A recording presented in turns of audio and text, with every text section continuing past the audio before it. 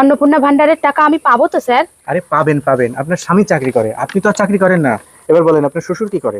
আমার শ্বশুর রিটায়ারমেন্ট, বাড়ি পেনশন পাই। ও পেনশন পায়, রিটায়ার্ড। ও স্যার, আমি অন্নপূর্ণা ভান্ডারের টাকা পাবো তো?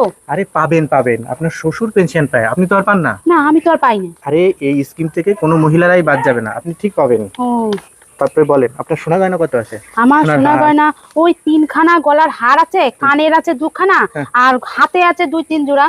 হাতে 2-3 জোড়া আছে, তার মানে 5 ভরি 10 ভরি মতো। হ্যাঁ হ্যাঁ, তা তো মোটামুটি তাহলে হবে। 10 ভরি স্যার, লিখে দিলাম। ও স্যার, আমি অন্নপূর্ণা ভান্ডার পাবো তো? আরে পাবেন, সোনা গয়না কি আপনার নাকি? দিছে তো আপনার মা বাবা দিছে, আপনার শ্বশুর শাশুড়ি দিছে, সবাই হ্যাঁ, দিছে। তো আমার সবাই বাড়ির লোকেরা হ্যাঁ, দিছে। আপনি তো আর কেনেন না। না না, আমি ঠিক কিনি আছে, না। আপনি অন্নপূর্ণা ভান্ডার পাবেন, তাহলে 10 ভরি লিখে দিলাম। আর আপনার ছেলে মেয়ে কি? আমার ছেলে দুটো। ও, কোন স্কুলে পড়ে? বড়টা বেসরকারি স্কুলে পড়ে। কত মাইনে দিতে ওই হয়? মাসে 15,000 টাকা দিতে হয়। মাসে 15,000।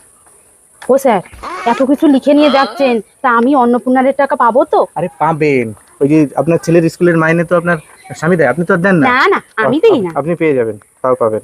তাহলে আসি, হ্যাঁ, আসলাম। ও স্যার, শোনেন না, এত কিছু লিখে নিয়ে যাচ্ছেন, আমি শেষে অন্নপূর্ণা ভান্ডার পাবো তো, না বাদ চলে যাব? আর যদি না দেয় আমি দেবো, আপনার কোনো ভরসা নাই।